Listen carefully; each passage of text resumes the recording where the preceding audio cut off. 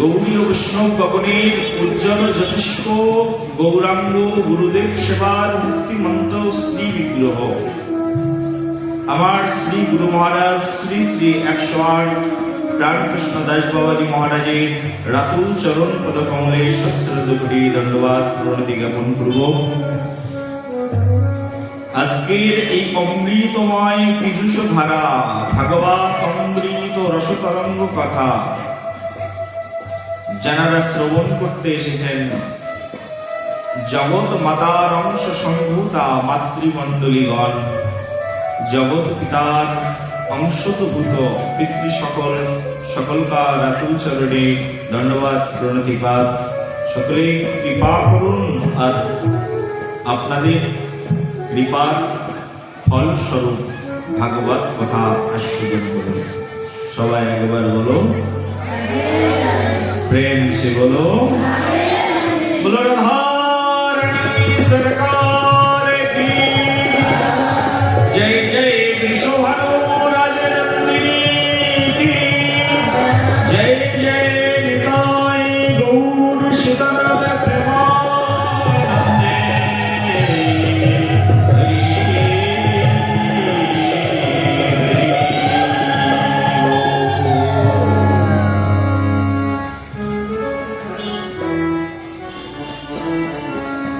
ভাগবতের অমৃত রসতত্ত্ব ধারার আস্বাদন, ধারাবাহিক আলোচনা শ্রী ভাগবতের কথা। শুধু ভক্তগণ, ভাগবত এমনই প্রসঙ্গ যেখান থেকে শুনলেন সেখান থেকেই আনন্দ লাগবে।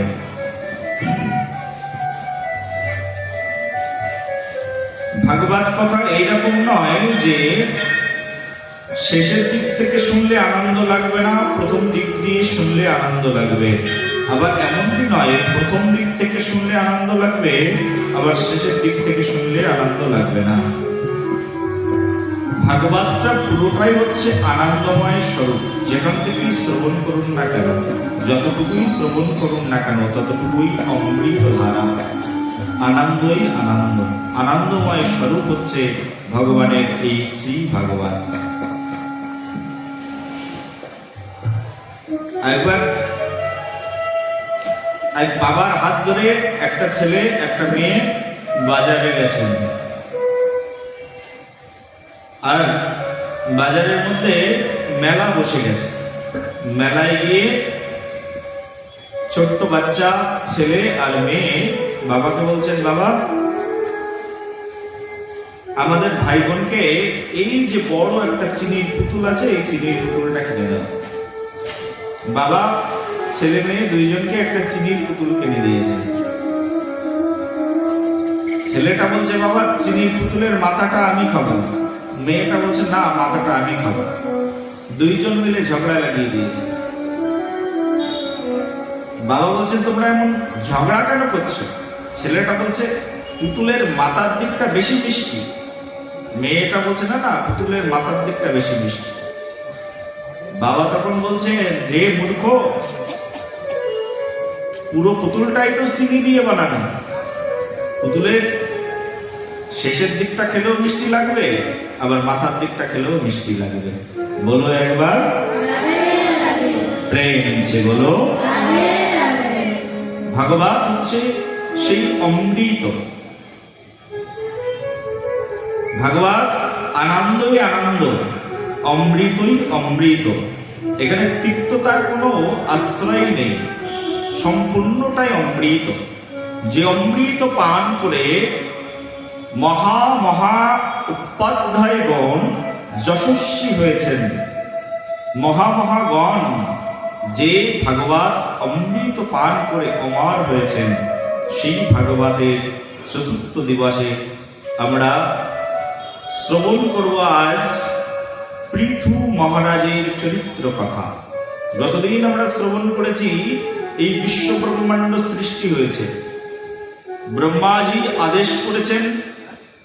ভগবান শ্রী বিষ্ণুর ইচ্ছাতে ব্রহ্মাজির আদেশে পৃথিবীর বুকে মনুষ্য সৃষ্টি শুরু হয়েছে।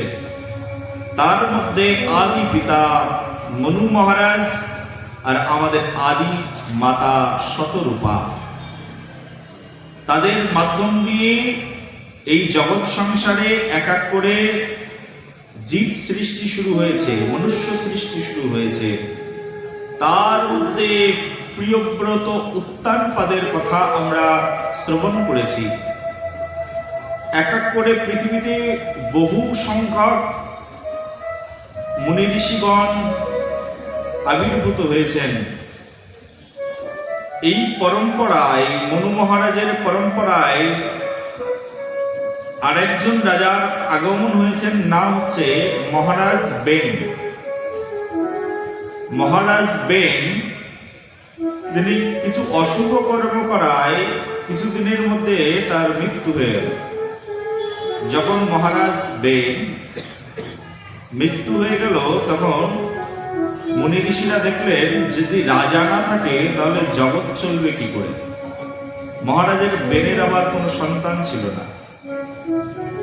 পূর্বকালের টেকনোলজি কেমন চিন্তা করুন। সব মুনি ঋষিরা বললেন আমাদের যত ঔষধপত্র আছে সব নিয়ে এসো। সব ঔষধপত্র নিয়ে এসে মহারাজ বেনের দক্ষিণ বাহু ডান হাত, এই দক্ষিণ বাহুকে মন্থন করলেন। আর দক্ষিণ বাহুকে মন্থন করার ফলে একটা সন্তানের জন্ম হলো, পুত্র সন্তান। আর সেই পুত্র সন্তান যেহেতু মুনি ঋষিদের দহনের ফলে আবির্ভূত হয়েছেন, ভগবত অংশে তার জন্ম হলো। তখন সেই পুত্র সন্তানের নাম হলো পৃথু মহারাজ। এখন আপনারা যারা এখানে বসে আছেন একটু চিন্তা করে দেখুন, এখনকার যুগে কেউ যদি চিন্তা করে যে আমি সন্তান জন্ম দেব, ইচ্ছা করলেই সন্তান জন্ম দিতে পারে না।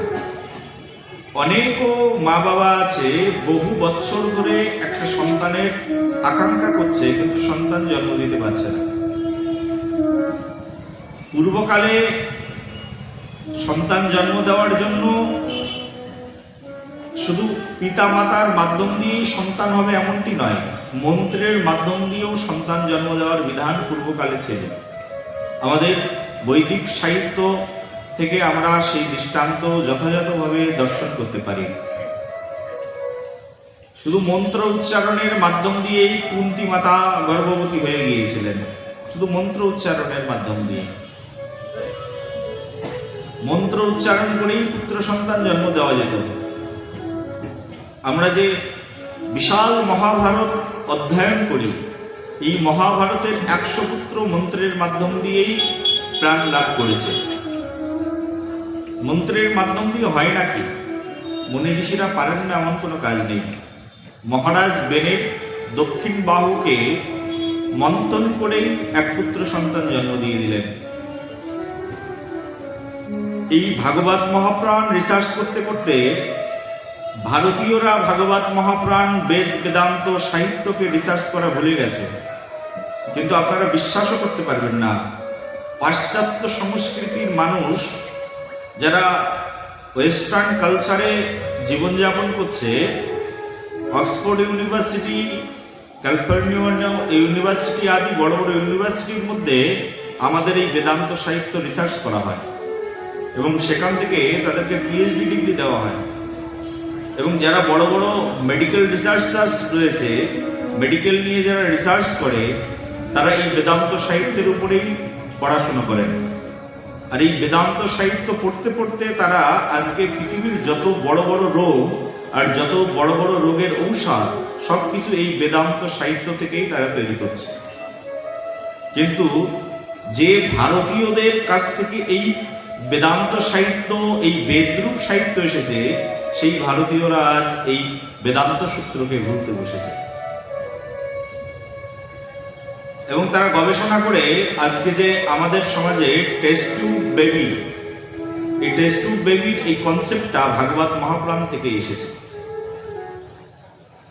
ভাগবত মহাপ্রাণে একটা বিশাল বড় চ্যাপ্টার, এই পৃথু মহারাজের কাহিনী, মহারাজ বেনের কাহিনী, অনেক বড় চ্যাপ্টার।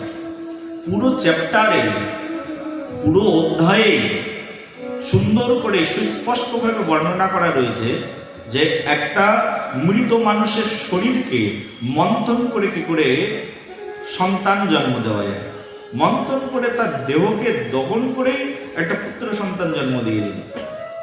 এই কনসেপ্ট থেকেই একদল গবেষকগণ তারা রিসার্চ করে দেখলেন, একটা মৃত ব্যক্তির বডি থেকে যদি দহন করে যদি একটা পুত্র সন্তান জন্ম দেওয়া যেতে পারে, তাহলে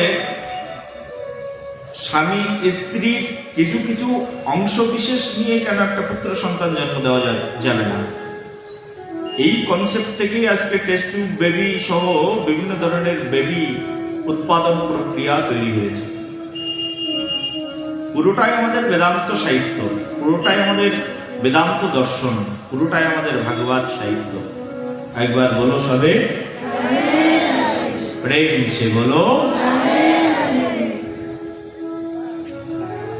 আর এই পিতু মহারাজ আমাদের যুগের ডাক্তারদের মতো পিতু মহারাজের আবির্ভাব হননি। পিতু মহারাজ আবির্ভূত হয়েছে মন্ত্র শক্তিতে এবং ঔষধি শক্তিতে। দুটো শক্তি একসঙ্গে সমন্বিত হয়ে ভগবত অংশে পিতু মহারাজের জন্ম হয়ে গেছে। ভগবত অংশে যখন এই পিতু মহারাজের জন্ম হয়েছে, তখন এই পিতু মহারাজ তিনি সমগ্র মুনি ঋষিরা পিতু মহারাজকে সুশিক্ষা দিয়ে বড় করলেন এবং বললেন, তুমি এই রাজ্যের রাজা, এই রাজ্যকে তুমি সঠিকভাবে পরিচালনা করো। পিতু মহারাজ মুনি ঋষিদের শিক্ষায় শিক্ষিত হয়ে তিনি 1,000 যজ্ঞ সম্পাদন করলেন এবং এই ভূমিকে কর্ষণ করতে শুরু করলেন। এই যে ভূমির মধ্যে আমরা বাস করছি, এই ভূমি একসময় পুরো ভূমিটায়, সম্পূর্ণ ভূমি বসবাসের অযোগ্য ছিল। পিতু মহারাজ নিজে এই ভারত ভূমিকে কর্ষণ করে সমগ্র জাতির বসবাসের উপযোগ করে তুললেন এবং পিতু মহারাজ এমনভাবে এই সমগ্র পৃথিবীকে পরিচালনা করতে থাকলেন, প্রত্যেকটি মানুষ এই পৃথিবীর মধ্যে পরম শান্তিতে, যারা বৈশ্য তারা তাদের নিজস্ব কর্ম করছিলেন, শূদ্র যারা তারা তাদের নিজস্ব কর্ম, ব্রাহ্মণ যারা তাদের নিজস্ব কর্ম, এইভাবে কর্ম করতে শুরু করলেন। আর প্রত্যেক মানুষ তার স্বধর্ম অনুসারে কর্ম করায় পুরো ভারতবর্ষ তখন শস্য শ্যামলিমায় পরিপূর্ণ হয়ে উঠল। মানুষ যখন নিজ কর্তব্যবোধ ভুলে যায়, তখনই এই সমাজে অরাগতা, অর্জকতা এবং অশান্তি সৃষ্টি হয়। পিতু মহারাজ সবাইকে নিজ নিজ সেবা প্রদান করেছিলেন। এইভাবে পিতু মহারাজ বহু বছর এই পৃথিবীতে রাজত্ব করলেন এবং তিনি নিজে হাতে রথ পরিচালনা করে সমগ্র পৃথিবী পরিভ্রমণ করলেন। তার রথের চাকায় বিভিন্ন স্থানে বড় বড় খাল বিল তৈরি হয়ে গেল, যেগুলো বর্তমান সময়ে সমুদ্রে রূপান্তরিত হয়েছে। এইভাবে পিতু মহারাজ সমগ্র ভারতকে কর্ষণ করে এই ভারতবর্ষকে সুন্দর একটি স্থানে নিয়ে এসেছে। আজকে সেই ভারত ভূমিতে, সেই পিতু মহারাজের ভূমিতে আজকে আমরা সবাই মিলে বসে রয়েছি। আজকে আমরা যে এত সুন্দর টেকনোলজি দেখতে পাচ্ছি, আজকে আমরা এত সুন্দর মন্দিরের মধ্যে, রাস মন্দির, রাস মঞ্চের মধ্যে বসে আছি, সুন্দর মৃত্তিকা পেয়েছি, মাটি পেয়েছি, লাইটিং প্যান্ডেল পেয়েছি। কলকাতা থেকে আমি এখানে আসবার জন্য ট্রেনের সুব্যবস্থা পেয়েছি। এই যে যত সুন্দর ব্যবস্থাপনা, এই ব্যবস্থাপনার পিছনে যাদের মহা মহা অবদান রয়েছে, তাদের মধ্যে একজন হচ্ছেন এই পিতু মহারাজ। বলো পিতু মহারাজ কি। এই পিতু মহারাজ তিনি গত হলে পরবর্তীতে প্রাচীন বৈদিক রাজা হলেন ভারতবর্ষে। ভারতবর্ষের রাজন্য প্রথা অনেক বড় লং হিস্ট্রি। শুধু ভারতবর্ষের রাজন্য প্রথায় যদি আলোচনা করা হয় তাতেই 1 বছর লেগে যাবে ভারতবর্ষের রাজাদের উপাখ্যান বর্ণনা করতে। এত বিশাল বর্ণনা, আমাদের মহাভারত, পুরাণ, গর্গ সংহিতা, মনুস্মৃতি সব কিছু মিলিয়ে বিশাল বড় লম্বা হিস্ট্রি। প্রাচীন বই যখন রাজা হলেন, প্রাচীন বইয়ের আদেশে তার পুত্র প্রচেতাগণ, তাদের পুত্রদেরকে বলা হতো প্রচেতা, সমুদ্রের মধ্যে প্রবেশ করে সেই প্রাচীন বই রাজার পুত্র প্রচেতাগণ সমুদ্রের গর্ভের মধ্যে প্রবেশ করলেন এবং সমুদ্র গর্ভের মধ্যে প্রবেশ করে 10,000 বছর ভগবত সাধনা করলেন, হরি ভজন করলেন। আমরা সাধনা করবার জন্য মন্দির নির্মাণ করি, আর পূর্বকালে সাধনা করবার জন্য মুনি ঋষি ভক্তগণ গৃহ ছেড়ে দিয়ে জঙ্গলে যেতেন, না হলে সমুদ্রের মধ্যে প্রবেশ করতেন। 10,000 বছর ধরে সেই সমুদ্রের গর্ভের মধ্যে হরিভজন করলেন।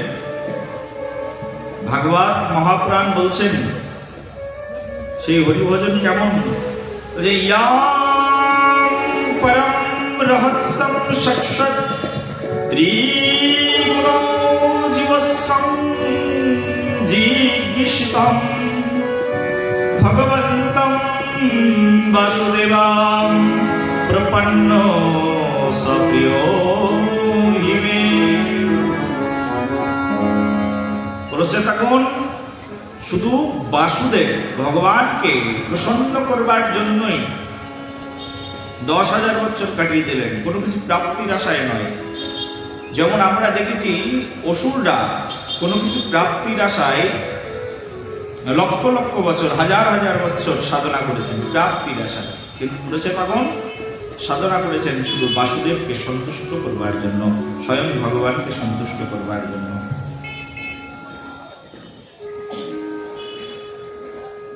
মৈত্রীয় ঋষি বলছেন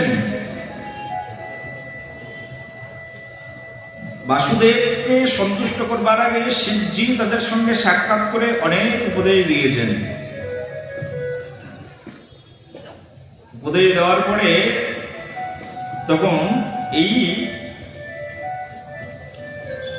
প্রচেতাগণ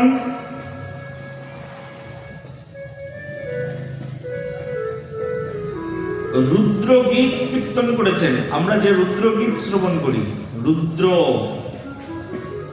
এদিকে হয় কিনা জানি না, শিব ভক্ত যারা আছে বিশেষ করে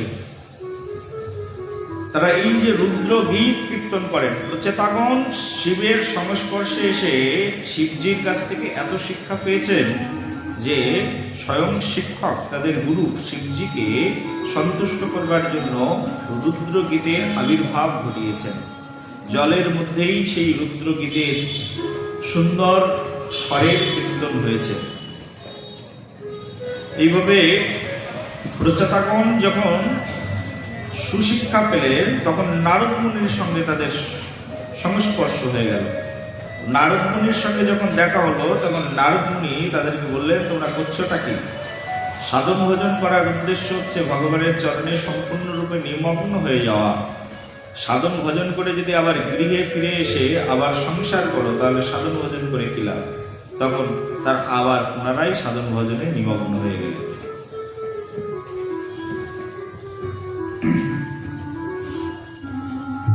তখন তাদের পরবর্তীতে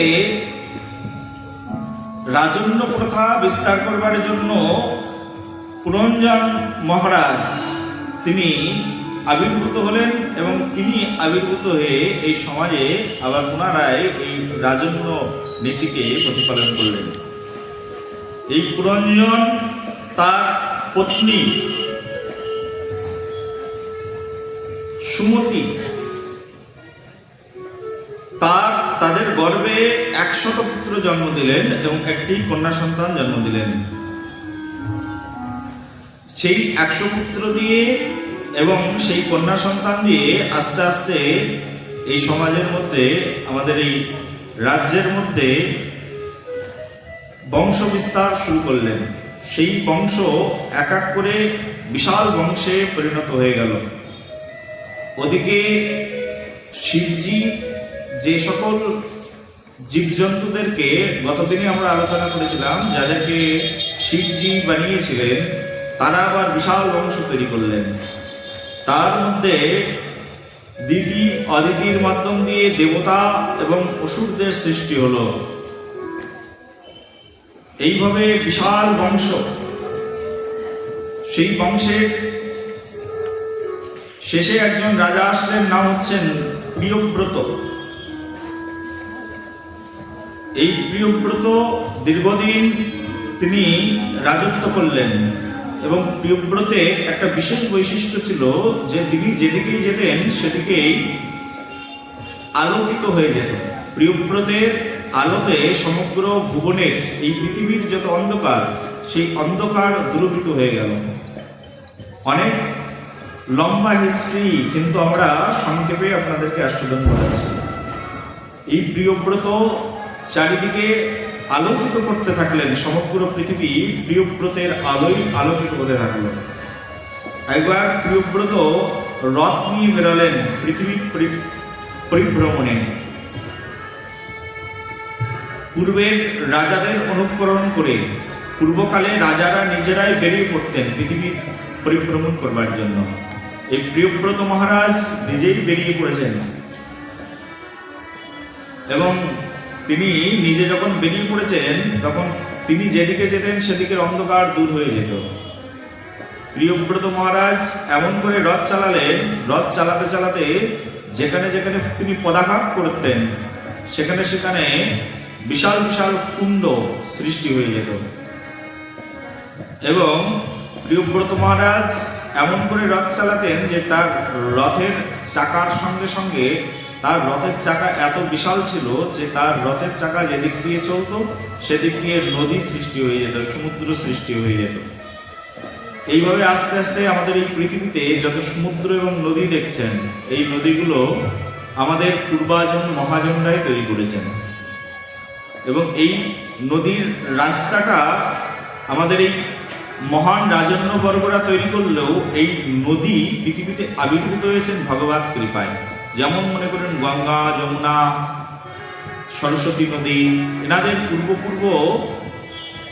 পূর্ব জন্মের আশীর্বাদ এবং অভিশাপ সবকিছুর মিলন ফলশ্রুতিতে তারা এই পৃথিবীতে এই পথ দিয়েই আগমন করেছেন।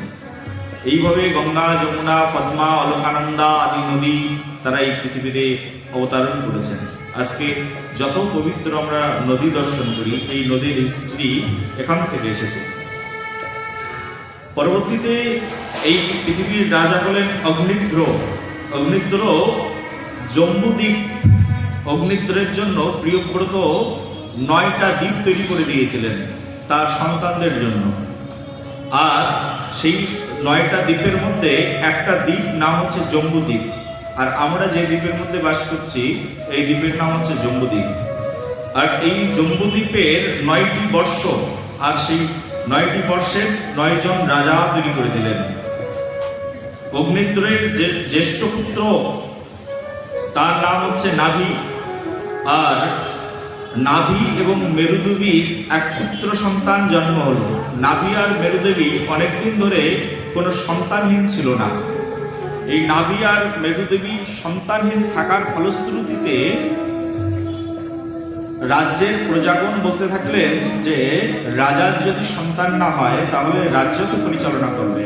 রাজাকে সবাই খারাপ কটূক্তি করতে থাকলেন। তখন এই নাভি আর মেরুদেবী তারা অনেকদিন ভগবানের কাছে প্রার্থনা করলেন। আর ভগবত প্রার্থনায় ভগবান সন্তুষ্ট হলেন। বহু বছর তপস্যা করার পরে ভগবান যখন সন্তুষ্ট হলেন তখন নাভি মেরুদেবী বললেন, হে ভগবান, আমাদের একমাত্র কামনা তুমি আমাদের পুত্র রূপে আমাদের গর্ভে এসো। এই ভগবান, স্বয়ং ভগবান প্রভু শ্রী বিষ্ণু আগমন করলেন নাভি এবং মেরুদেবের দেবীর মাধ্যম দিয়ে। তখন এই ভগবানের ভগবান যখন নাভি পুত্র রূপে আবির্ভূত হলেন তখন ভগবানের নাম হয়ে গেল ঋষভদেব। বলো ঋষভদেব ভগবান কি। এই ঋষভদেব পৃথিবীতে আবির্ভূত হয়ে তিনি প্রথম এই সমগ্র পৃথিবীতে গৃহস্থ ভক্তরা কি করে জীবনযাপন করবেন তার উপরে শিক্ষা প্রদান করলেন। ঋষভদেব জয়ন্তীর গর্ভে শতপুত্র জন্ম প্রদান করলেন।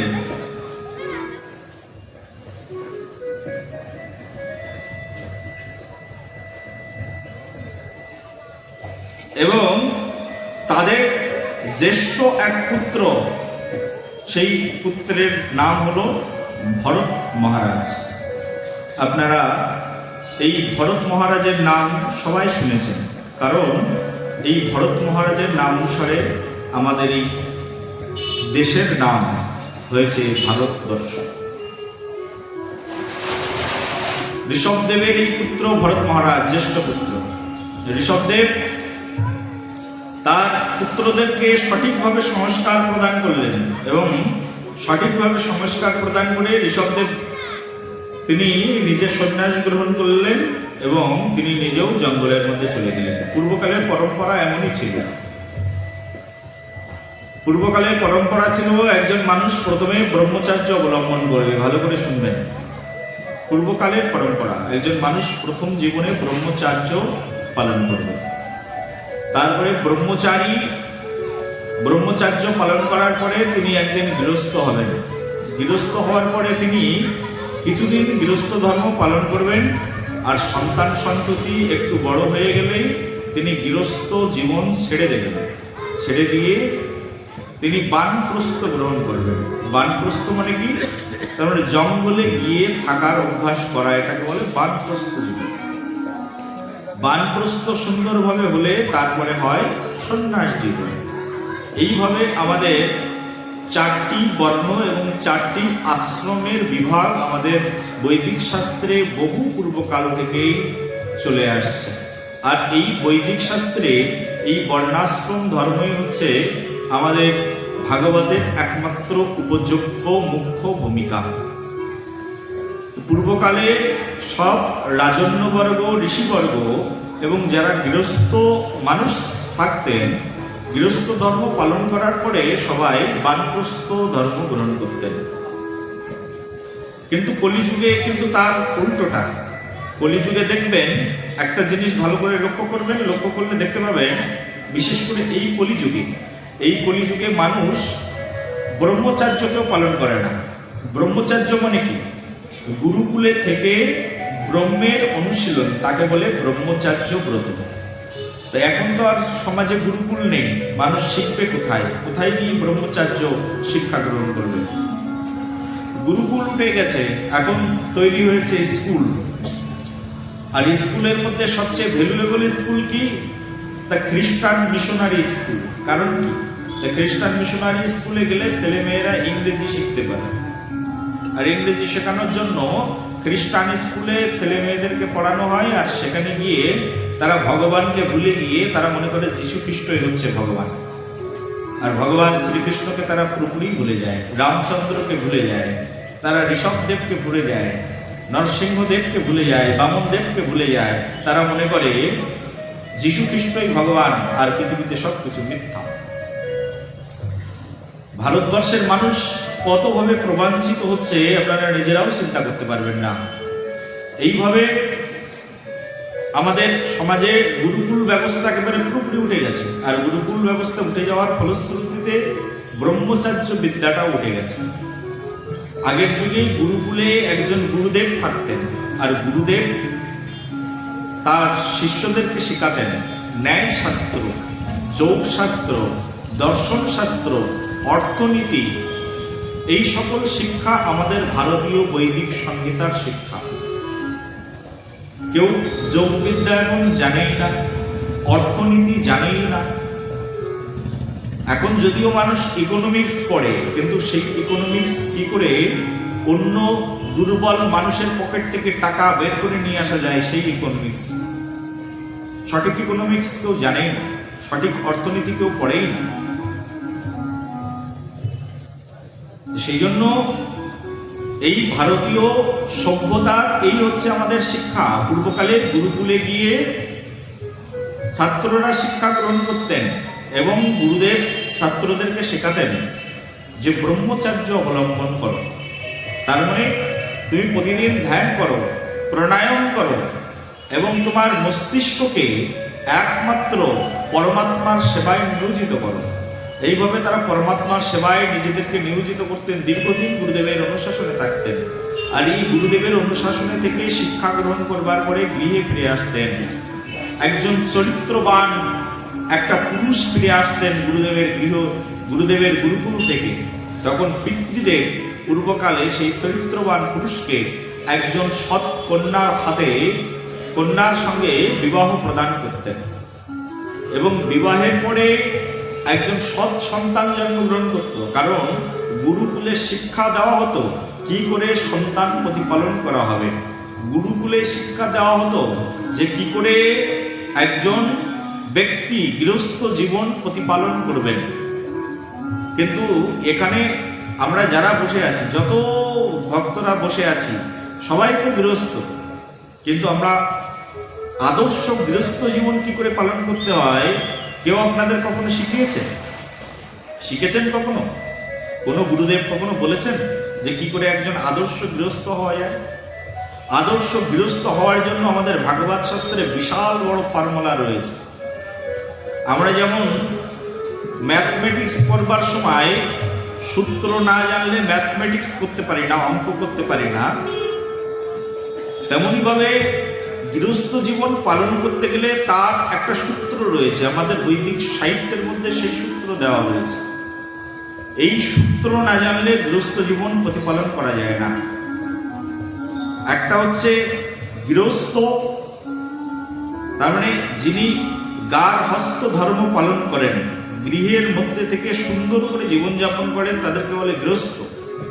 আর যিনি গৃহস্থ জীবন পালন করেন না তাদেরকে বলে গৃহমেদী। এখানে যারা যারা বসে আছেন হয়তোবা এক দুইজন গৃহস্থ থাকতে পারেন, আর বেশিরভাগই মনে হয় গৃহমেদী। গৃহমেদী মানে কি? যার গৃহস্থ সম্পর্কে কোনো জ্ঞান নেই তাদেরকে বলে গৃহমেদী। যে মায়ার সংসারের মধ্যে ডুবে আছে তাদেরকে বলে গৃহমেদী। আর যিনি উন্নত চেতনায় গৃহস্থ জীবন পালন করে তাদেরকে বলা হয় গৃহস্থ। সেই জন্য এখন আর গৃহস্থ পাওয়া যায় না। কেউ যদি বলে আমি গৃহস্থ, সেটা ভুল কথা, কারণ অরিজিনাল গৃহস্থ কেউ নেই। অরিজিনাল গৃহস্থ পাওয়াই দুষ্কর, কারণ গুরুকুল নেই। মানুষ গৃহস্থ জীবন শিখবে কোথার থেকে? গৃহস্থ জীবনের অনেকগুলো সাবজেক্ট রয়েছে, সন্তান প্রতিপালন থেকে শুরু করে, পিতৃমাতৃ সেবন থেকে শুরু করে, প্রতিবেশীদের সেবা থেকে শুরু করে, দেশবাসীর সেবা থেকে শুরু করে অনেক সাবজেক্ট গৃহস্থদের মধ্যে রয়েছে। কিন্তু সেই সকল শিক্ষার কিঞ্চিত পরিমাণ শিক্ষা আমরা পাই না। তারপরেও ভাগবত শুনে যে শিখবো, ভাগবত আসরেও ঠিকঠাক মতো আসে না, তা শিখবো কোথা থেকে? ভাগবত আসরে এসে মনে করি যে একটু যাবো, কীর্তনাদি শুনবো, আর কমিটির মানুষ তো প্রসাদ দিচ্ছে, পেট ভরে খাবো, চলে আসবে। প্রেম সে বলো। ভাগবত শ্রোতাও নেই, শুনবে কার?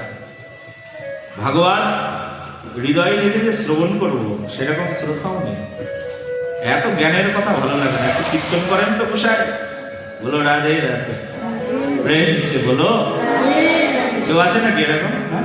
আরে এত জ্ঞানের কথা ভালো লাগে না। গোসাইতে কি বলে, ও গোসাই একটু কীর্তন করো আর একটু নাচিয়ে দাও, একটু গা গরম হয়ে যাক, আমাদের গা গরম করে বাড়িতে যাব, আর বাড়িতে গিয়ে গরম গরম খিচুড়ি খাবো। বলো একবার। কিন্তু যদি জ্ঞান না থাকে সমাজ ধ্বংস হয়ে যাবে। শাস্ত্রে বলছে জ্ঞানেন লভতে মোক্ষম জ্ঞানেন সংযত পরতরম। জ্ঞান এমন বস্তু যা মানুষকে মুক্তি প্রদান করতে পারে। মোক্ষ প্রদায়িনী হচ্ছে জ্ঞান। যদি জ্ঞান না থাকে তাহলে থাকবেটা কি? অজ্ঞানী জীবন, অন্ধকারাচ্ছন্ন জীবন। অজ্ঞানী মানে কি? যিনি অন্ধকারে পড়ে আছেন তাদেরকে বলে অজ্ঞান। সেজন্য জ্ঞান থাকা চাই। আমাদের ভারতবর্ষের জ্ঞান সারা পৃথিবীর মানুষ অন্বেষণ করে, কিন্তু ভারতীয়রা সেই ভারতীয় জ্ঞান হতে বঞ্চিত হয়ে যাচ্ছে।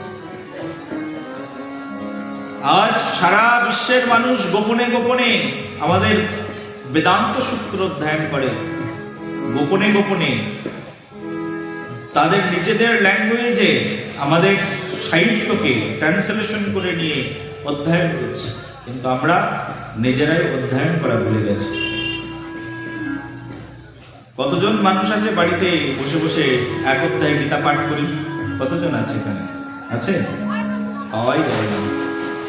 কতজন মানুষ আছে বাড়িতে বসে বসে ভাগবতের একটা শ্লোক অধ্যয়ন করি? কিন্তু পাশাপাশি মুসলিম ধর্মের কারোর বাড়িতে যাবে, দেখবে গোপনে গোপনে একেবারে সিক্রেটলি ঘরের মধ্যে বসে বসে মুসলিম মেয়েরা একেবারে লম্বা করে বোরকা পরে একেবারে ঘুমটাটা টেনে দিয়ে সামনের দিক দিয়ে বসে বসে কুরআন শরীফ পড়ছে। কিন্তু তাদের মধ্যে আবার ভিতরে ভিতরে অনেক সিক্রেট এজেন্ট আছে। বাড়িতে বাড়িতে গিয়ে কোরআন শরীফ শেখানো হয়। দুঃখের বিষয় হচ্ছে আমাদের হিন্দুদের মধ্যে এরকম কোনো এজেন্টও নেই, এমন মনোভাবের মানুষও নেই। বলো একবার যে গোপনে গোপনে গিয়ে শিখিয়ে আসবো, কেউ জানুক আর না জানুক আমি তোমাকে শিখিয়ে আসবো গীতা পড়া, ভাগবত পড়া। গীতার প্রথম শ্লোক অনুষ্টুপ ছন্দ, চলো তোমাকে শেখাই অনুষ্টুপ ছন্দ কি করে উচ্চারণ করতে হয়।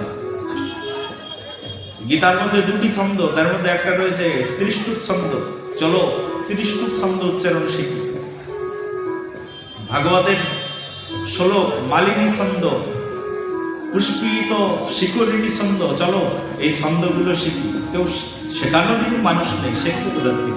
গুরুকুলই নেই, মাস্টার মশাই নেই, তো ছাত্র কোথা থেকে হবে? বলো একবার, মাস্টারই তো পাওয়া যায় না, শিখবো কোথা থেকে?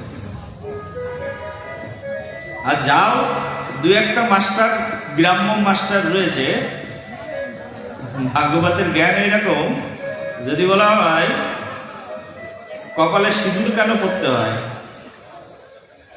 এই একটা ছোট্ট একটা প্রশ্ন, কপালে সিঁদুর কেন পড়তে হয়, এই প্রশ্নের উত্তর 10 জন ভাগবত বক্তা বসে থাকলে 10 রকম উত্তর দেবে। সত্যি কথা বলছে কিনা বলুন? হ্যাঁ, কেউ যদি গিয়ে কোনো গোসাইয়ের কাছে জিজ্ঞাসা করে, ও গোসাই একাদশী কবে? কেউ বলবে বৃহস্পতিবার, তো কেউ বলবে শুক্রবার, কেউ বলবে শনিবার, তো কেউ বলবে মঙ্গলবার। একাদশী নিয়েই মানুষ বিভ্রান্তের শেষ নেই। বলো একবার।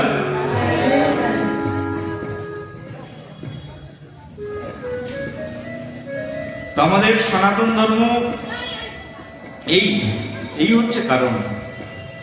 শুধু ভক্তগণ, এই কারণে আমাদের সমাজে যেটি বিশেষ করে প্রয়োজন সেটি হচ্ছে গুরুকুল শিক্ষার প্রয়োজন। যদি গুরুকুল না থাকে সমাজ ধ্বংস হয়ে যাবে। আমি গতবার আপনাদের এই আসামের বরপেটা রোডে গোবিন্দ মন্দিরে এসে আমি অনেক সময় প্রবচন দিয়েছি, একটা অন্তত আসামের বরপেটা রোডে একটা অন্তত গুরুকুল বানান, সমাজ রক্ষা হয়ে যাবে, আপনার ছেলে মেয়েরা রক্ষা পেয়ে যাবে। একটা গুরুকুল অন্তত বানান। আর সবচেয়ে বড় দরকার যেটি, সেটা হচ্ছে একটা গুরুকুলের দরকার। যে জাতি অশিক্ষিত সে জাতি কখনো উন্নতি করতে পারে না। আপনারা পড়েছেন না, স্কুল কলেজেই তো পড়েছেন, education is the backbone of a nation. জাতির মেরুদণ্ড হচ্ছে শিক্ষা। তো জাতি যদি শিক্ষাহীন থাকে তাহলে জাতি উঠে দাঁড়াবে কি করে? জাতির সবচেয়ে আগে যেটি দরকার সেটা হচ্ছে শিক্ষা দরকার, কিন্তু শিক্ষাটাই তো নষ্ট হয়ে যাচ্ছে। বলি কই, আমরা তো শিক্ষা নিচ্ছি। বলি তুমি যে শিক্ষা নিচ্ছ সেটা আসরিক বিদ্যা। ইংরেজ শাসিত সমাজ আমাদেরকে যে শিক্ষা দিয়ে গেছে, এই শিক্ষাটা পুরোটাই আসরিক বিদ্যা। এই শিক্ষা আমাদেরকে, আমাদের সমাজকে ধ্বংসের দ্বার প্রান্তে দাঁড় করিয়ে দিয়েছে। বলে আপনি মহারাজ মানুষ, ভাগবত আসলে তো এসব বলছেন, আমরা তো অনেক উন্নতি করেছি। আগে চলতাম গরুর গাড়িতে, এখন যাই ট্রেনে। এরোপ্লেন তৈরি করেছি, জেট বিমান বানিয়েছি, পারমাণবিক অস্ত্র বানিয়েছি। বলি এটাই তোমার জীবনের ধ্বংসের মূল কারণ। বলো একবার প্রেম সে বলো। যত কলকারখানা তৈরি হচ্ছে, যত আমাদের টেকনোলজিক্যাল ডেভেলপমেন্ট হচ্ছে, তত আমাদের সমাজ ধ্বংস হচ্ছে। আজকে যতগুলো পারমাণবিক অস্ত্র বানানো হয়েছে সারা বিশ্বে, যে জিনিস তৈরি হয়েছে তার তো একদিন ধ্বংস হবে, হ্যাঁ কি না বলুন? হবে তো? হ্যাঁ, যা তৈরি হয়েছে তা তো ধ্বংস হবে। একটা পারমাণবিক বোমা যদি কোনো জায়গায় বাস্ট হয়ে যায়, সভ্যতা কয়েকশো বছর ধরে একেবারে স্তবর হয়ে যাবে, স্টপ হয়ে যাবে। সভ্যতার মানুষ সঠিকভাবে চলতে পারবে না। হিরোশিমায় একটা বোমা বিস্ফোরণের জন্য এতদাত অঞ্চলে, ওই অঞ্চলের মানুষ এখনো সঠিকভাবে জন্মগ্রহণ করতে পারে না, বিকলাঙ্গ অবস্থায় জন্মগ্রহণ করে। কোনো না কোনো জায়গায় একটা বোমা বাস্ট হলে কি অবস্থা হবে? এত টেকনোলজির কোনো দরকার নেই। এত কলকারখানা চারিদিকে, এত বজ্র পদার্থ চারিদিকে, মানুষ দূষিত অক্সিজেন নিতে নিতে, কলিযুগের মানুষ যেখানে এখান থেকে 100 বছর আগের মানুষ 100 বছর বেঁচে যেত, 80 বছর 90 বছর বেঁচে যেত, এখন ভারতের মানুষের গড় আয়ু মাত্র 60 বছর। 50 সাল আসতে আসতে ভারতের মানুষের গড় আয়ু হয়ে যাবে 50 বছর। 100 সাল আসতে আসতে ভারতের মানুষের গড় আয়ু হয়ে যাবে 40 বছর। তারপরে তো মানুষের যদি জন্মাবে আর মরবে। বলো একবার রাধে রাধে। প্রেম সে বলো আরো জোরে। এখন বলো গুরুকুল দরকার কি দরকার নয়? গুরুকুল দরকার, শিক্ষা গ্রহণ করার দরকার। মেয়েদের জন্য শিক্ষার দরকার, ছেলেদের জন্য শিক্ষার দরকার। শিক্ষা না হলে জাতি নষ্ট হয়ে যাবে। যারা যারা শুনছেন, অন্তত যদি মাথার ভিতরে চেতনা হয়, যদি রাধারমণের কৃপা হয়, একটু থিঙ্কিং করুন হৃদয় থেকে। আপনাদের অনেক টাকা আছে, অর্থ আছে, বুদ্ধি আছে, কিন্তু চেতনা কম আছে। কবে এই হিন্দু জাতির চেতনা হবে? চেতনা নিয়ে আসুন। অন্তত একটা গুরুকুল প্রতিষ্ঠা করুন। এখানে অনেক বাবুরা আছে, অনেক স্কুল প্রতিষ্ঠা করে দিয়েছেন, কলেজ প্রতিষ্ঠা করে দিয়েছেন, কিন্তু কারোর চেতনায় আসেনি একটা গুরুকুল প্রতিষ্ঠা করার দরকার। একটা গুরুকুল অন্তত প্রতিষ্ঠা করুন, সমাজের মানুষ বেঁচে যাবে। বলো একবার। শুধু ভক্তগণ, পূর্বকালে মানুষ এই গুরুকুলে গিয়ে এই শিক্ষা গ্রহণ করতেন। আর গুরুকুলের শিক্ষা ছিল এরকম যে ব্রহ্মচার্য ব্রত পালন, তারপরে হচ্ছে গৃহস্থ ধর্ম অবলম্বন, তারপরে বানপ্রস্থ জীবন গ্রহণ, তারপরে হচ্ছে সন্ন্যাস জীবন গ্রহণ। এইভাবে আমাদের ভাগবতের পরম্পরা চলে আসছে। ঋষভদেব তিনি নিজে স্বয়ং ভগবান, তিনি ভগবান অংশ থেকে আবির্ভূত হয়েছেন ঋষভদেব। আর ঋষভদেব আবির্ভূত হয়ে গৃহস্থ জীবনের অনেক উপদেশ দিয়েছেন। আর উপদেশ দেওয়ার পরে ঋষভদেব তিনি গৃহস্থ জীবন পালন করে জগৎজীবকে দেখিয়েছেন। দেখিয়ে তার জ্যেষ্ঠ পুত্র ভরতের হস্তে সবকিছু সমর্পণ করে দিয়ে নিজের সন্ন্যাস ধর্ম গ্রহণ করেছেন। বলো ঋষভদেব ভগবানের কি। এবার রাজা হয়ে গেল এই ভারতবর্ষের, নাম হচ্ছে ভরত মহারাজ। ভরত মহারাজ যখন রাজা হয়ে গেল, সুখদেব গোস্বামীপাদ এই ভরত মহারাজের প্রসঙ্গ, ভরত মহারাজের কথা আস্বাদন করাচ্ছেন। ভরত মহারাজ যখন রাজা হয়ে গেল, তখন অনন্তর সিন্ধু ও সৌদির রাজ্যের তৎকালীন সময়ে রাজা ছিল রঘুগণ। আর এদিকে ভারতবর্ষের মধ্যে তৎকালীন সময়ের একমাত্র চক্রবর্তী সম্রাট। এই চক্রবর্তী সম্রাট কাকে বলে? যেমন আমাদের ছোট ছোট রাজ্য, আমাদের আসামের একজন মুখ্যমন্ত্রী আছে, আমাদের পশ্চিমবঙ্গের একজন মুখ্যমন্ত্রী আছে, মথুরা আমাদের ইউপি এমপি প্রত্যেক জায়গায় এক একজন মুখ্যমন্ত্রী আছে, কিন্তু সকলের উপরে একজন প্রধানমন্ত্রী আছে। এই প্রধানমন্ত্রী ধরে নিন তৎকালীন সময়ের চক্রবর্তী রাজা। তৎকালীন সময়ের চক্রবর্তী রাজা ছিলেন এই ভরত মহারাজ। শশাগড়া ভারতবর্ষ তিনি শাসনের দায়িত্ব নিয়েছিলেন। আর ভরত মহারাজ পিতার আদর্শ এমনভাবে শিখেছিলেন যে পিতার আদর্শে আদর্শিত হয়ে স্বয়ং ভগবান ঋষভদেব তার আদর্শে আদর্শিত হয়ে ভরত মহারাজ প্রজাদেরকে এমন করে পরিচালনা করতেন, প্রজারা মনে করতেন আমাদের রাজা রাজা নয়, আমাদের রাজা হচ্ছে আমাদের স্বয়ং পিতৃদেব। রাজাকে নিজের পিতার মতো মনে করতেন। ভরত মহারাজের রাজত্বে কোনো ধরনের অশান্তি ছিল না, পুরো শান্তিতে সবাই জীবনযাপন করতেন। ভরত মহারাজ প্রত্যেকটি প্রজাদেরকে পুত্র সম প্রতিপালন করতেন। আর এমনভাবে ভরত মহারাজ তাদেরকে প্রতিপালন করতেন, ধর্মের শিক্ষায় সুশিক্ষিত হয়েছিল পুরো সমাজ। আর ভারতবর্ষ তখন ভরত মহারাজের প্রত্যেক বাড়িতে বাড়িতে ভরত মহারাজের জয় গুণগান হতো, যে ভরত মহারাজ এত বড় যশস্বী রাজা হয়ে উঠেছিলেন। পিতৃদেব ঋষভদেব তারই পুত্র, ভগবত পুত্র, ভগবতাংশে জন্ম ভরত মহারাজের। কিন্তু ভরত মহারাজ এমনই জনপ্রিয়তা অর্জন করেছিলেন, তার জনপ্রিয়তার কারণে প্রত্যেক বাড়িতে বাড়িতে ভরত মহারাজের নামে জয়ধ্বনি উঠে থাকত। আর অলিতে গলিতে সর্বস্থানে ভরত মহারাজের জয় জয়াকার হয়ে গিয়েছিল।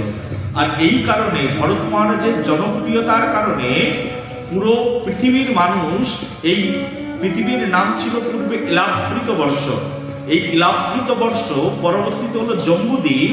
এই জম্বুদ্বীপ, ইলাবৃত বর্ষ এসব নাম সব ভুলে গেলেন।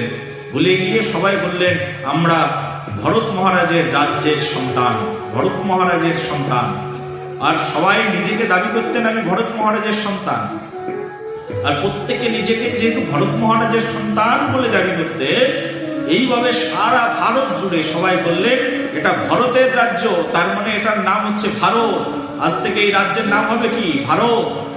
এইভাবে আস্তে আস্তে সারা এই পৃথিবী, এই ইলাবৃত বর্ষ, এই জম্বুদ্বীপ, এই জম্বুদ্বীপের নাম হয়ে গেল ভারত। আর সেই ভারতবর্ষ, আমরা সেই ভারতবর্ষে এখন অবস্থান গ্রহণ করছি। বলো ভারতবর্ষ কি, বলো ভারত মহারাজ কি। কিন্তু সবচেয়ে দুঃখের কথা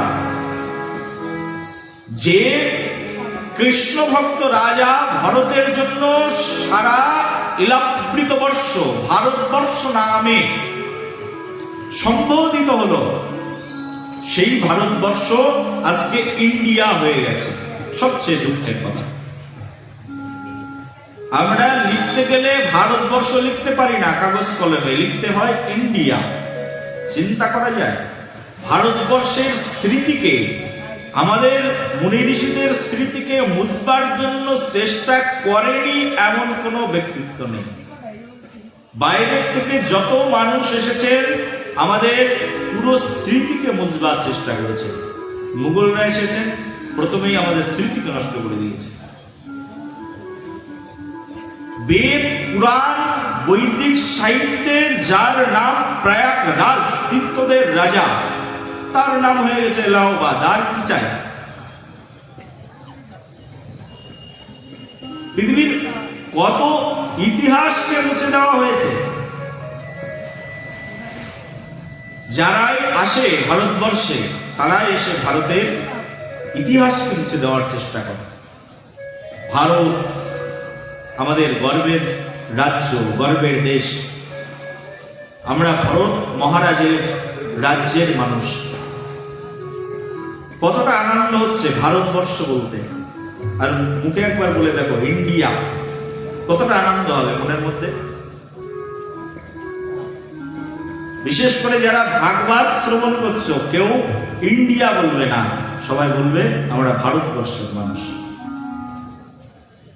বিশ্বকবি এই জন্য ভারত শব্দটিকে উচ্চারণ করেছেন, ইতিহাস যাতে মুছে না যায়। জনগণ মন অধিনায়ক ভারত।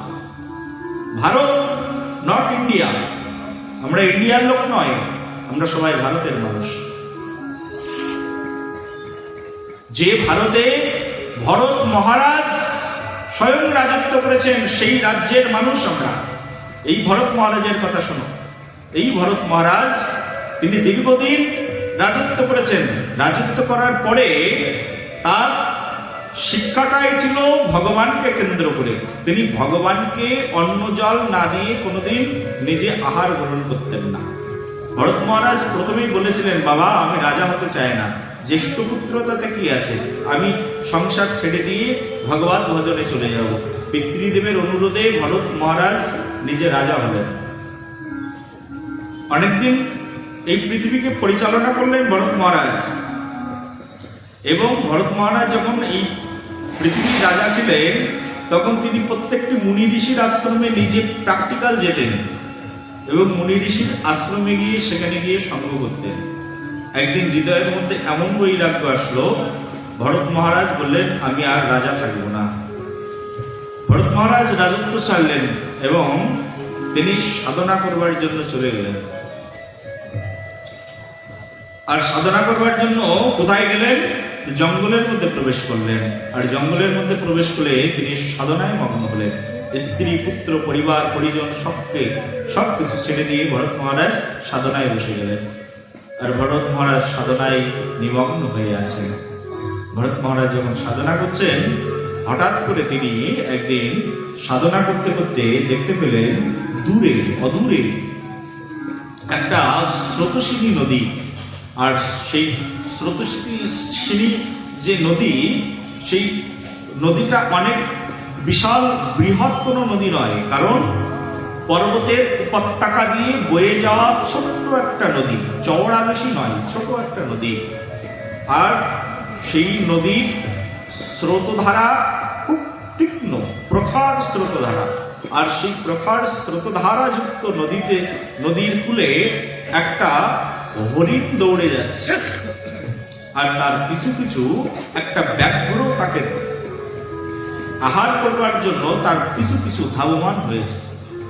সেই হরিণটা ব্যাঘ্রের ভয়ে ছুটতে ছুটতে সেই নদীর উপরে দিয়েছে একখানা লাফ মারতেই তার গর্ভ থেকে একটা হরিণের শাবক বেরিয়ে গেল।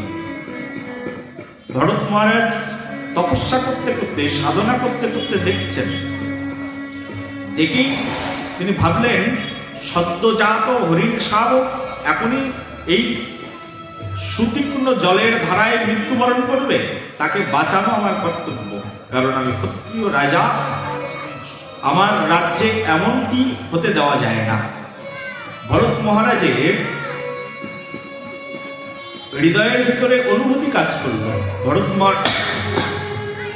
ভরত মহারাজ সঙ্গে সঙ্গে তার তপস্যা ছেড়ে দিয়ে সেই হরিণ শাবকটিকে জল থেকে তুলে নিলেন। আর জল থেকে তুলে নিয়ে তিনি তার আশ্রমে নিয়ে আসলেন। আর আশ্রমে নিয়ে এসে হরিণ শাবকটিকে খুব সুন্দর করে যত্ন করতে থাকলেন। হরিণ শাবকটি যত্ন পেতে থাকলেন ভরত মহারাজ। এইভাবে হরিণ শাবকটি আস্তে আস্তে বড় হতে থাকলো। আর ভরত মহারাজ বসে বসে তপস্যা করতেন, ভগবানের নাম কীর্তন করতেন। হরিণ শাবকটি এখন বাইরের দিকে যায় ঘাস খেতে। আর ভরত মহারাজের চিন্তা হতে থাকলো, হরিণটা কখন ফিরে আসবে আশ্রমে, কোন দিকে যায় কি না যায়। হরিণকে নিয়ে এমন চিন্তা বাঁধলো যে ভজন সাধন প্রায় উঠেই গেল। শুধু চিন্তা করে হরিণটা কখন ফিরে আসবে, হরিণটা কোন দিকে গেল। এই চিন্তা করতে করতে সংসারের সব চিন্তা ভুলে গেছে, কিন্তু চিন্তা পেতে গেছে এক হরিণের বাচ্চা। সেই হরিণ শাবকের চিন্তা করতে করতে একদিন ভরত মহারাজের মৃত্যু হয়ে গেল। শাস্ত্রের মধ্যে, ভগবদ গীতার মধ্যেই ভগবান বলেছেন, ইয়ং ইয়াবপি শরণ ভবাম ত্যজন্তন্তে কলেবরম তাম তমেবৈতি পন্ত্য়া সদা সদ্ভাব ভাবিনঃ। শাস্ত্রের মধ্যে বলছে, ভগবদ গীতার শাস্ত্র বলছেন, ইয়ং ইয়াবপি শরণ ভবাম ত্যজন্তন্তে কলেবরম। কেউ যদি মৃত্যুর সময়, যে মানুষ যা চিন্তা করতে করতে দেহ ত্যাগ করে, পরবর্তীতে সে তেমনি ভাব প্রাপ্ত হয়ে যায়, তেমনি দেহ প্রাপ্ত হয়ে যায়। ভরত মহারাজ হরিণের চিন্তা করতে করতে দেহ রাখলেন, তার মানে সাধনা পূর্ণ হলো কি? হলো না। হরিণের চিন্তা করতে করতে দেহ রাখলেন, তার মানে শেষ বয়সে যে যা চিন্তা করতে করতে দেহ রাখবে সে পরবর্তীতে তাই প্রাপ্ত হয়ে যাবে। বলো একবার প্রেম সে বলো। এখন মায়েরা চিন্তা করো, যারা বৃদ্ধ হয়ে গেছো, কি চিন্তা করা উচিত? সিরিয়ালের চিন্তা করতে করতে দেহ রাখা উচিত না ভগবান চিন্তা করতে করতে দেহ রাখা উচিত?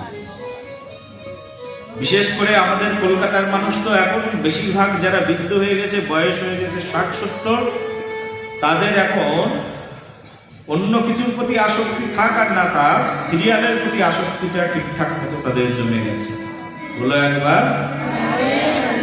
কলকাতার শহরের বিশেষ করে বৃদ্ধ বিদ্যাদের নাতিপুতির প্রতি আসক্তি বেশি একটা নেই, কিন্তু আসক্তি জমে গেছে একদম সিরিয়ালে। কারণ কলকাতার এখনকার যুগের যেসব নাতিপুতি, ঠাকুমাকে তো ঠাকুমা বলে ডাকে না, ঠাকুমাকে কিছু না বললে হয় না এরকম। ঠাকুমার প্রতি প্রেম নেই, ঠাকুর দাদার প্রতি প্রেম নেই, আর ঠাকুরদা ঠাকুমারও নাতিপুতির প্রতি অতটা প্রেম নেই। বলে যে অপদার্থ ছেলে পেলে কাছেও আসে না, পাশেও বসে না, ঠাকুমা কি খেয়েছো না খেয়েছো তাও শুনতে আসে। প্রেমটা থাকবে কি করে? প্রেমটা তো কোথাও না কোথাও দিতে হবে। প্রেম দেওয়ার জায়গা পায় না, প্রেমটা কোথায় দেবে? তা সিরিয়ালে প্রেম দিয়ে দিয়েছে। প্রেম সে বলো। সিরিয়ালের প্রতি এত ভালোবাসা জমে গেছে যে নাতিপুতি কি খাচ্ছে না খাচ্ছে সেটা দেখি আর না দেখি, সিরিয়াল দেখার চাই চায়। সিরিয়াল দেখতে দেখতেই কত বৃদ্ধ বিদ্যার মৃত্যু হয়ে যায়, আর সিরিয়ালের নায়ক নায়িকার পেটের মধ্যে কৃমিকীট হয়ে জন্মগ্রহণ করে, বা মাতার গুণ হয়ে জন্মগ্রহণ করে, নাহলে ওই সিরিয়ালের নায়ক নায়িকার ঘরের মধ্যে আরশোলা সারপোকা হয়ে জন্মগ্রহণ করে। প্রেম সে বলো। ইয়ম ইয়াম বাপি শরণভবম তদিপ্তন্তে কলবম।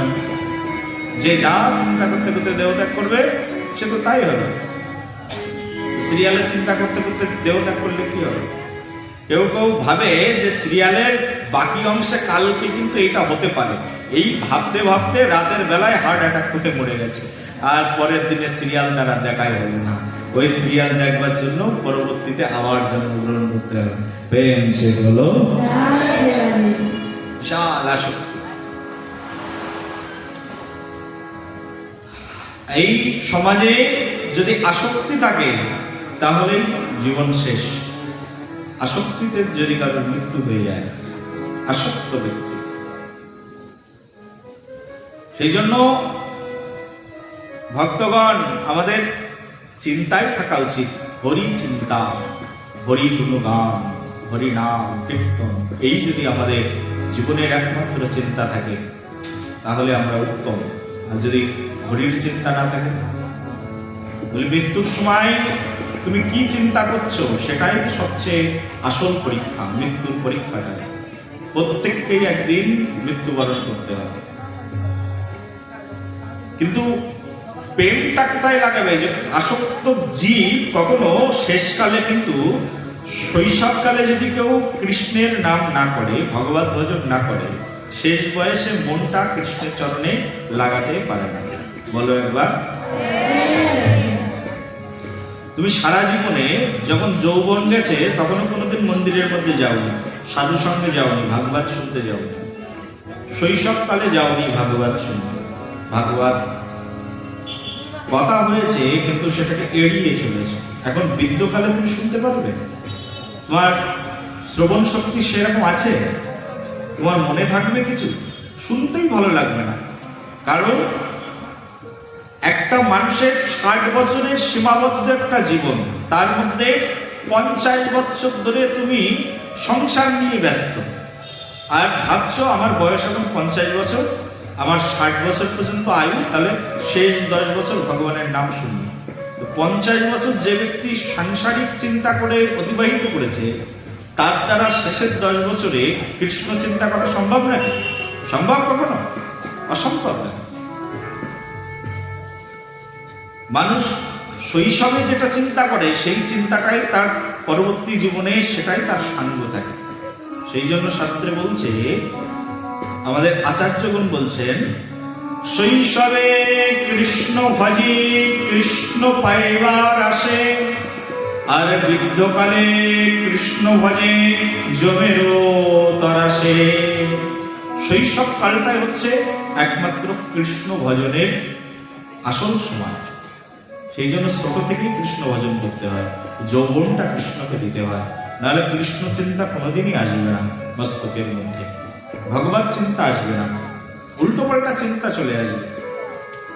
আর কলিযুগের মানুষ তো এতটাই খারাপ, এতটাই নিকৃষ্ট। আমাদের শহরগুলোতে মানুষজন কাকে ভালোবাসবে, ভগবানকে ভালোবাসা। কলকাতার মধ্যে এমনও অনেক মানুষ আছে যাদের বাড়িতে ভগবানের একটা ছবি নেই, কিন্তু সচিন টেন্ডুলকারের ছবি টানানো আছে, কারণ ছেলে সচিন টেন্ডুলকারের ভক্ত ছিল। বলো রাধে রাধে। কলকাতাতে এমনও মানুষ আছে যাদের বাড়িতে ভগবানের কোনো বিগ্রহ নেই, একটা ছবি নেই, কিন্তু অমিতাভ বচ্চনের ছবি টানানো আছে তার বাড়িতে। অমিতাভ বচ্চনই ভগবান, এমনও আছে। চিন্তা করতে পারো। হিন্দু মানুষ, আমি হিন্দু, তাতে কি আছে? আমি সব ধর্মকেই মানি, এই মানতে মানতে একদিন মৃত্যু হয়ে যায়, সবকিছুই মানি।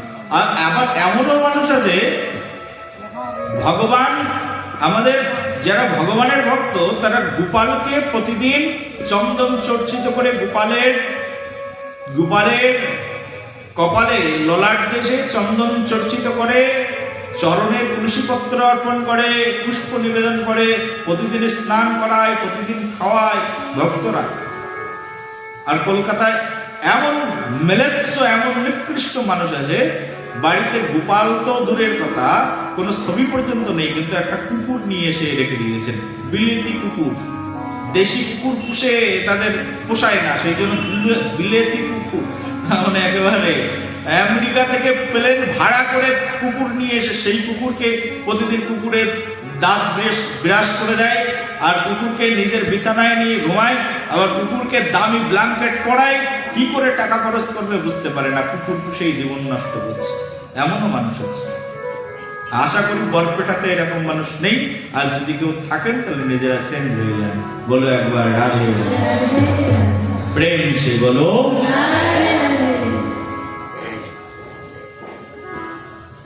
মানুষ এখন কৃষ্ণের সেবা ছেড়ে কার সেবা করছে? কুকুরের সেবা। এটা চলবে না, এটা সত্য। শুধু ভক্তগণ, এই জন্য চিন্তাটা আমাদেরকে মৃত্যুর সময় চিন্তাটা কৃষ্ণ চিন্তা করা যায়। ভরত মহারাজ মৃত্যুর সময় হরিণের চিন্তা করতে করতে দেহ রাখলেন। পরবর্তীতে তিনি হরিণ হয়েই জন্মগ্রহণ করলেন। হরিণ হয়ে জন্মগ্রহণ করলেও তার স্মৃতিতে ছিল যে আমি পূর্বে রাজা ছিলাম। ভগবান যেহেতু কৃষ্ণ ভক্ত ছিলেন, তো সেই জন্য কৃপা করেছেন, তার স্মৃতি শক্তি বজায় রেখেছিলেন। হরিণ কুলে জন্মগ্রহণ করলেও তিনি জানতেন আমি পূর্বকালের রাজা, আর আমার এই কারণে হরিণ জন্ম হয়েছে, আমার তপস্যা ভঙ্গ হয়েছে। হরিণ হয়ে জন্মে তিনি খুঁজতে খুঁজতে মুনি ঋষির আশ্রমে আসলেন, আর মুনি ঋষির আশ্রমে বসে বসে ভাগবত শ্রবণ করতেন। ভাগবত শ্রবণ করতে করতে হরিণের একদিন দেহ নাশ হয়ে গেল। যখন হরিণের দেহ নাশ হয়ে গেল, এই হরিণটাই পরবর্তীতে আর এক ব্রাহ্মণের ঘরে জন্মগ্রহণ করল। তার মানে সেই ভরত মহারাজ প্রথম জন্মে ভরত, দ্বিতীয় জন্মে হরিণ, এখন তৃতীয় জন্মে ব্রাহ্মণ পুত্র হয়ে জন্মগ্রহণ করেছে। তৃতীয় জন্মে ব্রাহ্মণ পুত্র হয়ে জন্মগ্রহণ করেছেন, তাও এখনো পর্যন্ত স্মৃতিশক্তি আছে। তিনি জানেন, যেহেতু ভগবানের ভজন করেছেন, তো শাস্ত্রে বলছেন নমে ভক্ত বিনশ্যতি, আমার ভক্তের কখনো বিনাশ হয় না। যতটুকু ভক্তি করেছেন তার জন্য ভগবান তার স্মৃতিটা দিয়ে রেখেছেন, যাতে সে পুনরায় আবার ভগবান ভজনে চলে আসতে পারে। এই ভরত মহারাজ পরবর্তীতে ব্রাহ্মণ কুলে জন্মগ্রহণ করে ব্রাহ্মণ পুত্র, জ্যেষ্ঠ পুত্র হয়ে জন্মগ্রহণ করলেন, কিন্তু তিনি কথা বলতেন না, কারোর সঙ্গে কোনো বাক্য আলাপ করতেন না। সবাই তখন তাকে জড় ভরত বলে ডাকতেন। ভরত, রাজা ভরত, তৃতীয় জন্মে এসে কি হলো? জড় ভরত। এই জড় ভরত হয়ে তিনি জীবনযাপন করতে থাকলেন। এবং তার অন্যান্য ভাই ভ্রাতা বধূগণ এই ভরত মহারাজকে খুব করে টর্চার করতেন। এই ভরত যাও, এই জড় ভরত যাও যাও যাও, মাঠে গিয়ে কাজ করো, চাষবাস সব কিছু করতেন। কিন্তু কখনো কখনো তার কাজ এইরকম ছিল, দেখা যাচ্ছে চাষের ক্ষেতের মধ্যে পাহাড় দিতে বসিয়ে দিয়েছে, অন্যান্য গরুগুলো এসে, অন্যান্য প্রাণী এসে সেই চাষকৃত জমির ফসল খেয়ে যাচ্ছে। ভরত মহারাজ দেখছে তো দেখছে, কিছুই বলেন না, কারণ কাকে কি বলবেন, যাকেই বলবেন তার কাছে অপরাধ হয়ে যাবে, আর অপরাধের ভয়ে কাউকে কিছু বলেন না। এর জন্য আবার বাড়িতে এসে খুব করে রাম ধুলাই খেতে থাকে, খুব করে ধুলাই পিটানি খায়, তাও কিছু বলেন না, চুপচাপ থাকেন। সব জানেন বোঝেন, কিন্তু চুপচাপ থাকেন। এই জন্মের কথাই বলবেন না, মৌন ব্রত নিয়েছেন, আর সবাই তাকে জড় ব্রত করে রাখেন। আর সাধু মানুষ তো, সাধু মানুষরা দেখবেন খুব সরল হয়, একটু কিছু বললেই ভোলা ভালা হয়। তো সাধু মানুষ, একবার এক কালী ভক্ত, তার মনে হলো যে ভদ্রকালীর সামনে নরবলি দেবেন। নর কোথায় খুঁজে পাওয়া যায়? একটা হৃষ্টপুষ্ট নর খুঁজতে খুঁজতে দেখলেন জড়ভরত বসে আছে। বলে, এই যাবি? ভগবান দর্শনে নিয়ে যাও। দেখে মনে হচ্ছে ভগবানের ভক্ত, চল ভগবান দর্শনে যাবে। ভগবানের কথা শুনে চুপচাপ তার পিছন পিছন চলে গেল, চলো চলো। যে দেখেন এক কালী মন্দিরে নিয়ে গেছে, আর কালী মন্দিরে নিয়ে বলছে ভগবান দর্শন করার আগে খুব সুন্দর করে সাজতে হবে, খুব করে সুন্দর করে স্নান করিয়েছে। বলি দেবেন তো, বলি দেওয়ার জন্য স্নান একবারে সুগন্ধি তেল টেল মাখিয়ে স্নান করিয়ে, সুন্দর বস্ত্র পরিয়ে, ফলমূল খাইয়ে বলছে চল এখন ভগবান দর্শন করা। নিয়ে ভদ্রকালীর সামনে বলির যে কোঠরা আছে তার মধ্যে মাথাটাকে ঢুকিয়ে দিয়েছে। বলে, তোর এখন বলি হবে, তুই নিশ্চিন্তায় ভগবানকে দর্শন করতে পারবি, চুপচাপ থাক, চোখ বন্ধ করে। হাতে বিশাল অসিপত্র নিয়েছেন, আর সেই বিশাল দা নিয়ে যেই না দেবীর সামনে বলি দিতে যাবেন, সঙ্গে সঙ্গে ভদ্রকালী একেবারে মূর্তির মধ্যে থেকে বেরিয়ে এসে সেই অসিপত্র নিয়ে যারা বলি দিচ্ছিলেন ভরত মহারাজকে, তাদেরকে মা কালী নিজেই বলি দিয়ে দিলেন। বলে, নিতাই গৌর প্রেমানন্দে।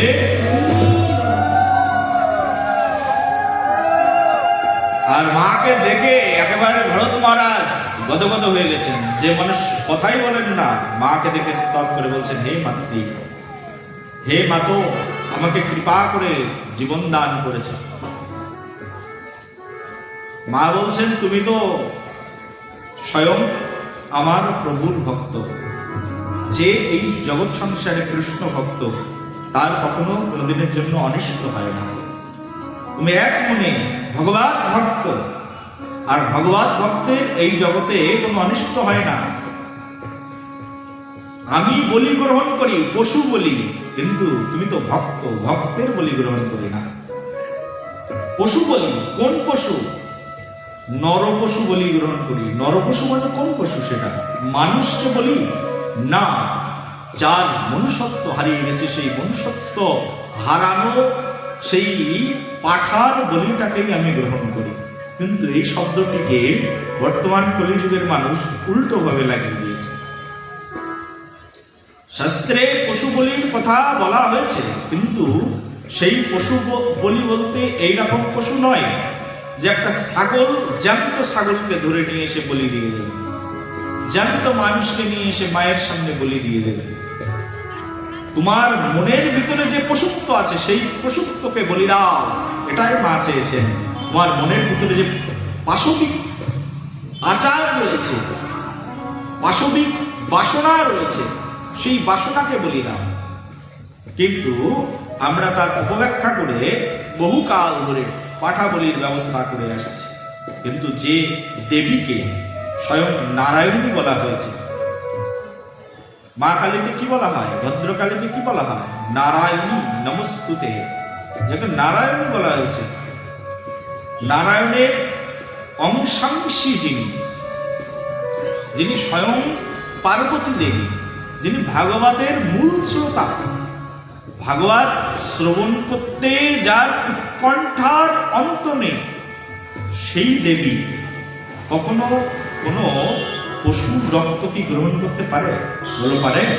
কিন্তু আমরা পশুর বলি দিয়ে যাচ্ছি তার সাথে। অশাস্ত্রীয় বিধান, বেদের কিছু কিছু কর্মকাণ্ডের মধ্যে যদি কেউ পণ্ডিত থাকে তাহলে তো আমাকে জিজ্ঞাসা করবে, বৈদিক সূক্তের মধ্যে স্পষ্ট প্রমাণ আছে। প্রমাণ থাকতে পারে। তামসিক যে পুরাণগুলো রয়েছে, যেগুলোকে ব্যাসদেব আইডেন্টিফাই করে বলেছেন এগুলোর মধ্যে ভুল লেখা রয়েছে, সেই পুরাণের এক্সাম্পল দিয়ে কেউ বলতে পারে পশুগুলির বিধান, কিন্তু সেটা একেবারে টোটালি রং প্রসেস। একবার প্রেমছে বলো, বলো একবার, বলো রাধা রানী সরকার কি, বলো ভরত মহারাজ কি। এই ভরত মহারাজ একবার তিনি রাস্তার ধারে চুপচাপ বসে আছেন, আর সেই রাস্তা দিয়ে ওই যে পূর্বকালে বর্ণনা করেছিলাম না, অনন্তর সিন্ধু আর সবির রাজ্যের রাজা ছিলেন রঘুগণ। রঘুগণ পালকির মধ্যে যাচ্ছেন রাজার উপর। পালকির মধ্যে 4 জন বাহক পালকি বহন করে নিয়ে যাচ্ছে, তার মধ্যে একজন হয়ে গেছে অসুস্থ। তারা খুঁজছিল যে আরেকজন পালকি বাহক পাওয়া যায় কিনা। সম্মুখেই দেখলেন ভরত মহারাজ বসে আছেন। ভরতকে বললেন, এই বালক এদিকে এসো, তাগড়া যুবক ছেলে, চলো পালকি বহন করবে রাজা। কোনো কথা না বলে ভরত মহারাজ সেই পালকি তার ঘাড়ের উপরে ধরলেন। আর ভরত মহারাজ যখন চলছেন, চলতে চলতে পায়ের নিচে অনেক পিপিলিকা, অনেক প্রাণী, তাই দেখে ভরত মহারাজ লাফ দিয়ে দিয়ে চলছেন যাতে কোনো প্রাণী তার পদপৃষ্ট হয়ে মৃত্যুবরণ না করে। এই দেখে ওদিকে যখন সে ডিসব্যালেন্স করে ফেলছে, ব্যালেন্স যখন ঠিক থাকছে না, তখন ওদিকে রাজা ক্রুদ্ধ হয়ে গেলেন। রাজা ক্রুদ্ধ হয়ে গিয়ে বলছেন, রে কোন পাপিষ্ঠ এমন করে রথ পরিচালনা করছে? অন্যান্যরা বলছেন, রাজা পালকিতে একজন নতুন বাহক নিয়ে আসা হয়েছে, আর তিনি এইভাবে এই পালকিকে বহন করছেন। রাজা একটু তাকিয়ে দেখলেন, হৃষ্টপুষ্ট দেখতে এত সুন্দর ছেলে, সে কিনা এইভাবে পালকি বহন করছে। তখন খুব করে তিরস্কার করলেন। আর নাম বিশঙ্কে সুব্রজ প্রচন্ডম ত্রাক্ষসুল্লনাম জনাস্য দণ্ডা। রাজা বলছেন, রে মূর্খ, এমন করে পালকি বহন করছিস, তোর তো দণ্ড প্রাপ্তিরই যোগ্য। খুব করে তিরস্কার করলেন। তিরস্কার করে তখন বলছে যে হৃষ্টপুষ্ট ছেলে পালকি বহন করতেও জানো না। তিরস্কারের শব্দ শুনে তখন এখন ভরত মহারাজ অনেকদিন পরে তার বচন খুলেছেন। বচন খুলে ভরত মহারাজ পরম তত্ত্ব জ্ঞানী ব্রাহ্মণ, বহু জন্ম ধরে সাধনা করছেন, কিন্তু 3 জন্মের স্মৃতি আছে তার। ভরত মহারাজ তখন বলছেন, হে রাজা, আপনি নিজেকে রাজা বলে মনে করছেন, আর এই জগৎ সংসারে সবাইকে আপনি প্রজা বলে মনে করছেন, কিন্তু প্রকৃতপক্ষে এই জগতের রাজা কে? কতদিন আপনি এই রাজ্যের রাজা থাকবেন? যে কোনো সময় আপনার এই রাজত্ব চলে যেতে পারে, আপনাকেও আমার স্তরে এসে দাঁড়াতে হতে পারে। এত সুন্দর সুন্দর জ্ঞানী জ্ঞানী কথা শ্রবণ করে রাজা তখন পালকি থেকে নেমে আসলেন। বললেন, কোনো একজন সাধারণ বাহক শূদ্র বা বৈশ্য বা ক্ষত্রিয়ের এত জ্ঞান থাকবে না, যত জ্ঞানপূর্ণ কথা এই যুবকটি বললেন। বলে, কে তুমি যুবক? তোমার পরিচয় দাও, আমি রাজা হয়ে তোমাকে আদেশ করছি, তোমার সঠিক পরিচয় দাও। তোমাকে দেখে মনে হচ্ছে কোনো ব্রাহ্মণ পুত্র, আর ব্রাহ্মণ পুত্রকে দিয়ে, ব্রাহ্মণ কুমারকে দিয়ে কখনো শূদ্রের কাজ করানো উচিত নয়। আমি তো মহাপাপ করেছি, আমার পালকি বহনের কাজে তোমাকে নিয়োজিত করেছি। ব্রাহ্মণের কাজ হচ্ছে যজ্ঞ, যাজন, পঠন, পূজন, এগুলো হচ্ছে ব্রাহ্মণের কর্ম।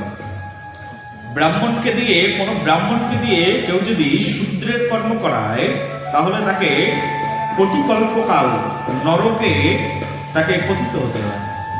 সেই জন্য শুধু ভক্তগণ ব্রাহ্মণকে দিয়ে কখনো আপনারা নিজেদের কাজ করাবেন না। ব্রাহ্মণ তার নিজস্ব গতিতে চলবে। এখনো পর্যন্ত হতে পারে কলিযুগ, কলিযুগে যদিও ব্রাহ্মণদের ব্রাহ্মণ্যত্ব নষ্ট হয়েছে, কিন্তু দেখবেন ওই যে জলের মধ্যে জল ঢোড়া সাপ থাকে না, ওই জল ঢোড়া সাপগুলোর কিন্তু মুখে বিষ থাকে না, কিন্তু সর্পজাতিরা কিন্তু তাদেরকে সাপ বলেই স্বীকার করে, হ্যাঁ কি না বলুন? হ্যাঁ, অন্য সাপেরা কি বলে এ আমার জাত ভাই নয়, এ সাপেদের মধ্যে নয়, বলে কি?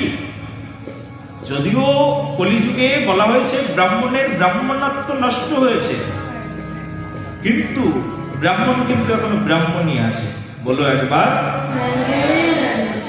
কারণ এখনো পর্যন্ত ব্রাহ্মণ দিয়েই শ্রাদ্ধ শান্তি করানো হয়, ব্রাহ্মণ দিয়ে এখনো পর্যন্ত মানুষ যজ্ঞ যাজন করে থাকে, ব্রাহ্মণ কুলে যারা জন্মেছে।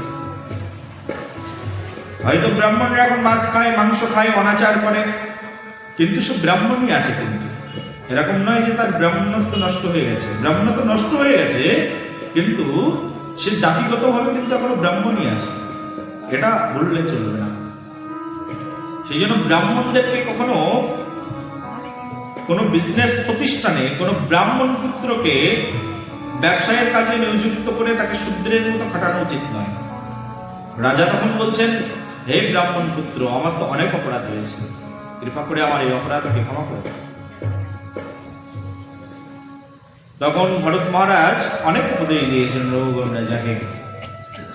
তার সেই উপদেশ শুনে তার হৃদয়ের মধ্যে সুপ্ত ভক্তি জাগ্রত হয়ে গেল।